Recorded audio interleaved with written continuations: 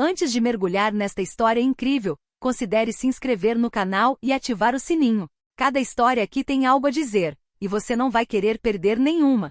Raquel Miller acordou naquela manhã com um nó doloroso no estômago, uma mistura de ansiedade, fome e exaustão que a acompanhava há semanas. O céu acima Wichita, esta pequena e tranquila cidade do Kansas, ainda era de um azul acinzentado profundo, anunciando o amanhecer. A cidade ainda dormia, mas no pequeno apartamento acima da velha loja de ferragens, as paredes finas deixavam entrar os primeiros gritos de um bebê. Ou, seu filho, seu mundo. Raquel sentou-se lentamente, o corpo pesado, como se cada músculo suportasse o peso de meses de fadiga acumulada. Ela dormia apenas entre pausas, entre mamadas, lágrimas e pesadelos.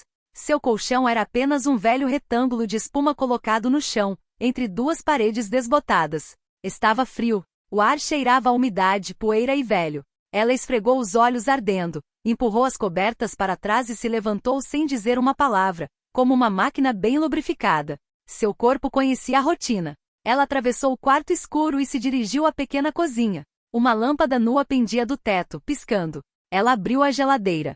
Ela fez um barulho longo e oco, um zumbido triste. Vide, nem uma gota de leite, nem comida, nem uma maçã velha e murcha. Ela se virou e procurou nos armários. Nada, exceto uma caixa de cereal vazia e um copo quebrado onde guardava suas pequenas economias. Ela o pegou e o sacudiu. 4 moedas. Nem o suficiente para comprar meia garrafa de água. Então ela olhou-o em seu berço improvisado, uma caixa de plástico cercada por cobertores, chorando baixinho com os punhos erguidos. Sua testa estava molhada. Sua boca tremia. Ele estava com fome. E ela não tinha nada para lhe oferecer. O desespero cresceu dentro dela como uma onda. Ela se ajoelhou lentamente ao lado do berço e colocou a mão na barriga do bebê para acalmá-lo. Ela sussurrou com a voz embargada. Desculpa, querida. A mamãe vai dar um jeito. Eu prometo. Suas mãos tremiam. Seu olhar varreu o quarto. O que ela poderia vender? Não tinha mais móveis. Não tinha mais joias. Não tinha mais roupas caras. Nada exceto esse toque. Ela se levantou e deu os poucos passos lentamente até a comoda frágil no fundo do quarto. Abriu a gaveta de baixo com cuidado, como se estivesse tocando um santuário. Tirou uma pequena caixa de veludo azul escuro. Lá dentro, colocada como uma promessa esquecida, estava o anel. Um anel de ouro branco, fino, discreto, delicadamente cravejado com uma pequena safira azul. O brilho da pedra, mesmo na escuridão, parecia capturar uma luz antiga. Era o anel de noivado que eu havia escolhido marcar que lhe dera 3 anos antes, durante um piquenique num parque de Wichita. Ela se viu novamente rindo surpresa com as mãos nos cabelos, os olhos de Mark brilhando de timidez e amor. Mas essa lembrança, por mais preciosa que fosse, pertencia a outro tempo. Uma era passada. Mark se fora. Ele fora morto por um motorista bêbado numa tarde de inverno, enquanto atravessava a rua para comprar uma caixa de chocolate quente para ela. Ele nunca mais vira o filho. Raquel, grávida de 8 meses na época, tivera que enfrentar o parto sozinha. E todos os dias desde então tinham sido uma luta. Ela fechou a caixa lentamente. O anel ainda brilhava entre seus dedos leve, mas carregado de significado. Ela o levou aos lábios, depositou um beijo silencioso e o guardou no bolso. Hoje o amor não foi suficiente. Tive que escolher entre memórias e leite. Ela tomou Eli nos braços e o envolveu em um cobertor surrado, cuja cor original havia sido esquecida. O vento assobiava contra as janelas. Uma chuva leve tamborilava no telhado. Raquel agarrou seu casaco puído, pendurou a bolsa no ombro e desceu silenciosamente a escada de madeira. Ela não tinha certeza do que receberia pelo anel. Talvez $50, talvez mais. Mas não importava. Se pudesse comprar um pouco de leite, algumas fraldas e talvez um pouco de pão, já seria uma vitória. Na rua, os postes de luz lançavam uma luz pálida sobre as calçadas molhadas. As vitrines ainda estavam cobertas de condensação. Ela caminhava, segurando o filho contra o corpo, sentindo o vento cortante, a umidade da chuva encharcando suas roupas. Seus passos a levaram a Joias Anderson, uma antiga joalheria que ela conhecia pelo nome, localizada na Rua Jefferson, em frente à Biblioteca Municipal. Era uma pequena loja de madeira com uma fachada simples, uma velha placa dourada meio desbotada pelo tempo. Mas ele tinha uma reputação, a de um joalheiro honesto e discreto, um homem um tanto rude, mas justo. Raquel respirou fundo e então empurrou a porta. Um sino silencioso soa. Ela entrou com o coração pesado, as mãos frias, mas o olhar determinado. Hoje ela ia vender uma lembrança, para alimentar o futuro. Walter Anderson era um homem de poucas palavras, mas de muitas memórias. 72 anos de idade. Ele ainda administrava sua loja com a regularidade de um metrônomo. Todas as manhãs ele abria as cortinas de veludo, tirava o pó das janelas, limpava as molduras, ajustava as luzes para que cada joia brilhasse perfeitamente. Não para impressionar, mas para contar uma história. Sua loja, Joias Anderson, resistiu ao tempo, a shoppings, a sites e até a 2 assaltos. Era como seu dono, discreto, desgastado, profundamente enraizado na verdade de um trabalho bem feito. Walter não era apenas um vendedor. Ele era artesão e escultor de sentimentos e ourives de promessas silenciosas. Ele não criava joias produzidas em massa. Cada peça nascia de um esboço, de um silêncio entre 2 clientes ou de uma confiança entre lágrimas e esperança. Ele vira amantes nervosas, homens infiéis com os bolsos cheios, ladrões de passagem com olhares desconfiados e também mulheres destruídas, que vinham trocar uma lembrança por um pouco de sobrevivência. Mas naquele dia, enquanto a chuva desenhava sulcos na vitrine de sua loja, ele ouviu a campainha tocar mais suavemente do que o normal, como um eco frágil. Ele olhou para cima. Ela estava lá. Raquel, encharcada até os ossos, o cabelo grudado nas têmporas, a pele pálida, um casaco leve demais sobre os ombros, segurando um bebê contra o corpo. Ela não era a primeira mulher que ele via na pobreza, não. Mas havia algo naquela cena que era diferente. Algo na maneira como ela segurava a criança. Algo em seus olhos, entre vergonha e dignidade. Algo no ar, como se o mundo estivesse prendendo a respiração. Ela deu um passo à frente, hesitante, as solas dos sapatos fazendo um som suave e úmido no chão de madeira. Parou em frente ao balcão. Bom dia, ela disse em uma voz quase inaudível. Walter Anderson, com os óculos na ponta do nariz, ergueu os olhos da bancada onde consertava um relógio antigo. Bom dia, ele respondeu em tom neutro, mas sem aspereza. Ela então tirou uma pequena caixa do bolso, abriu-a e tirou o anel. Ela o colocou delicadamente sobre o balcão de vidro, como alguém colocaria uma lembrança em um túmulo. Eu gostaria de vender isto, ela disse, mantendo os olhos baixos. Não tenho outra escolha. Walter estendeu a mão lentamente, pegou o anel entre os dedos e examinou-o sob a luz. Era fino, bem equilibrado e meticulosamente trabalhado. Virou e leu a gravação dentro. Para minha luz, Mark. E então seu coração deu um salto. Um arrepio percorreu seu corpo. Ele tem isso imediatamente reconhecido. Foi ele quem criou isso. 3 anos antes.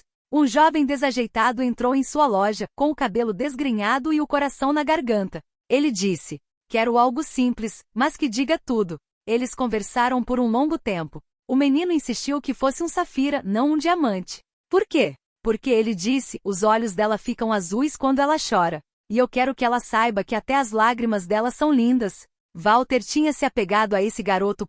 Mark Miller. Ele veio buscar o anel uma semana depois, radiante, nervoso, transpirando de amor. Walter se lembrava com uma clareza estranha, como se tivesse acontecido ontem. E agora esta mulher, parada diante dele, segurava o filho deste homem contra ela. Ele olhou para ela, olhou atentamente. Seu rosto estava diferente, mais magro, cansado. Mas as feições estavam lá. A suavidade. A luz de que Mark falava. Ela ainda não tinha entendido o que ele sabia. Que ele se lembrava. Walter gentilmente colocou o anel de volta no lugar, como se estivesse manipulando um fragmento de memória. Você sabe quanto vale? Ele perguntou calmamente. Raquel hesitou. Abraçou o filho com um pouco mais de força, como se a pergunta a envergonhasse. Não. Só quero comprar leite. Meu filho está com fome. Walter não disse nada. Nem uma palavra, nem um suspiro. Ele colocou o anel no balcão com a delicadeza de um coração pulsante. Olhou para ele uma última vez, por um longo tempo, como se estivesse fechando um livro cujo final você já conhece. Então levantou-se lentamente com gestos comedidos, e se dirigiu a Raquel sem olhá-la diretamente. Espere aqui. Sua voz era profunda, lenta, quase solene.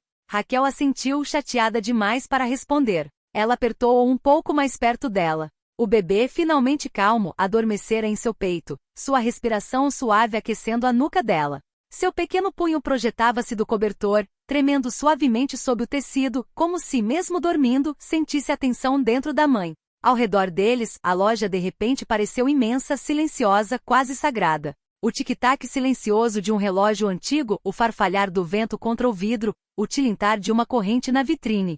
Raquel se sentia minúscula, deslocada como uma intrusa em um mundo brilhante e congelado. ela com suas roupas encharcadas, seus sapatos gastos e sua pobreza grudada na pele como um casaco pesado.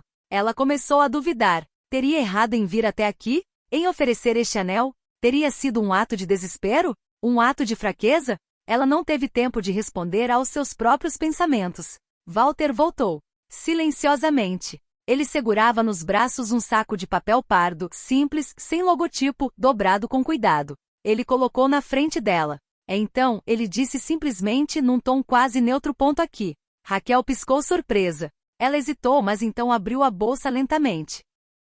Lá dentro, ela descobriu. Item: uma caixa de leite em pó para bebês de boa qualidade. Item: um pequeno pacote de fraldas descartáveis. Item: do lenços umedecidos hipoalergênicos. Item: um capa nova, doce como pele de cordeiro, ainda dobrada e amarrada com uma fita. Item: escorregou em um envelope branco e nota de $100 limpo, arrumado, como se estivesse fora de um banco alguns minutos antes. Ela ficou ali, paralisada.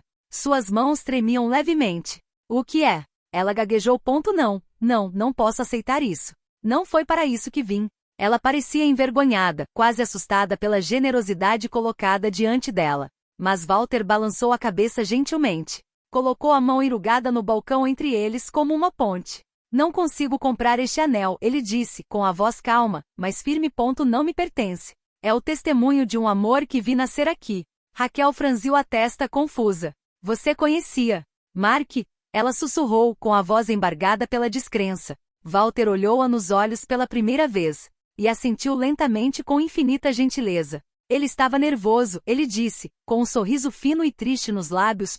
Ele queria te dar algo único. Ele escolheu Safira porque disse que seus olhos ficavam azuis quando você chorava. Ele me disse que você era a luz dele. Raquel sentiu um choque no peito. Sua respiração ficou presa. Suas pernas quase cederam. Ele disse que eu era sua luz. Ela sussurrou, incapaz de conter as lágrimas que já escorriam silenciosamente pelo seu rosto. Ela levou a mão à boca, tentando conter um soluço. A lembrança de Mark, tão forte, tão repentinamente vivo, invadiu tudo. A dor, sim, mas também o amor. Amor cru, pleno, invencível. Walter continuou mais calmamente, quase como se estivesse confidenciando. Ele estava certo. Você estava. Você ainda está. E agora você é do Eli. Você é a luz dele. A única chance dele. Então guarde este anel. Ele não foi feito para ser vendido. Ele foi feito para ficar no seu dedo, para carregar a memória de quem te amou, e para te lembrar de quem você é.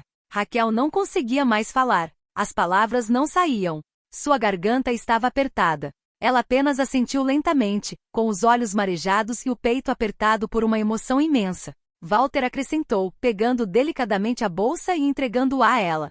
E me prometa uma coisa.